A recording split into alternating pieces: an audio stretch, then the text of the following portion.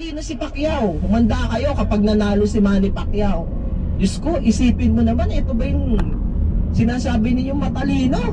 Di ba?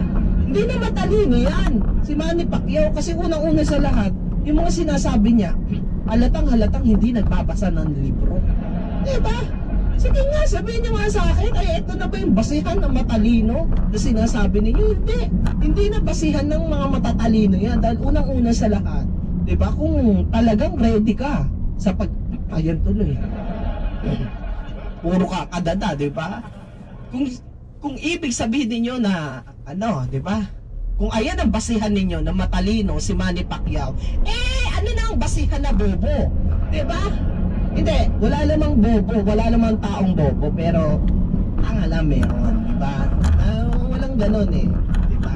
Merong taong lutang. Taong lutang, diba? Manny Pacquiao naman, parang lahat na lang sinalo mo, diba?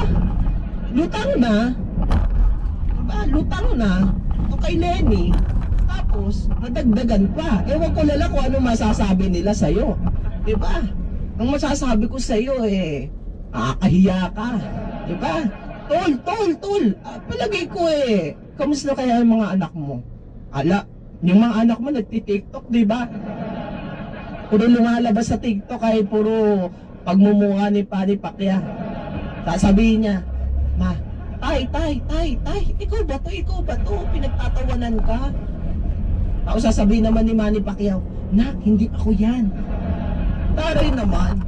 Diba? Kaya si Manny Pacquiao, naku, magtinu-tinu ka. Dahil hindi lahat ng yung mga ginagawa mo ay success. Naku, nakakahiya ka na. Diyos ko, sana isipin mo. O talagang sadyang, ano ba to? Baka sadya talagang makapalang mukha mo. Diba? Wala tayong magagawa niyan. Una sa lahat, ano ang masasabi niya? Ngayon, tignan natin kung ano ang masasabi niya. Kung may nag-edit kasi. May nag-edit dito. Kung ini-interview ni ano ba to? Ni Ma'am Carlos, si Manny Pacquiao. Different ng sinasabi ni Bongbong Marcos. Kayo na humusga kung anong masasabi niyo. Alam niyo naman ako lang, taga-balita lang sa inyo. Alam niyo.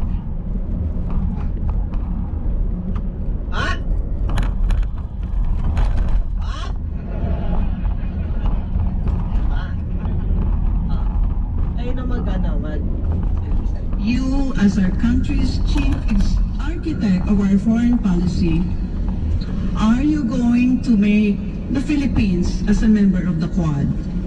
Why and why not? Our foreign policy is the extension of our domestic policy, and in our foreign policy we have 3 pillars. First, OFW's welfare, protektahan natin. Nandiyan naman po yung Department of Migrant Workers, and then yung ipinasa ating batas na OFW handbook. Second, yung independent foreign policy. We will be a friend to all nations and America's best friend. And also third, we will not allow ourselves to be bullied by other country, and not also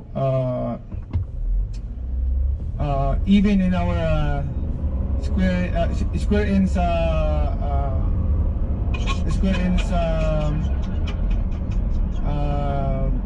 land will be giving up to them, and we will fight because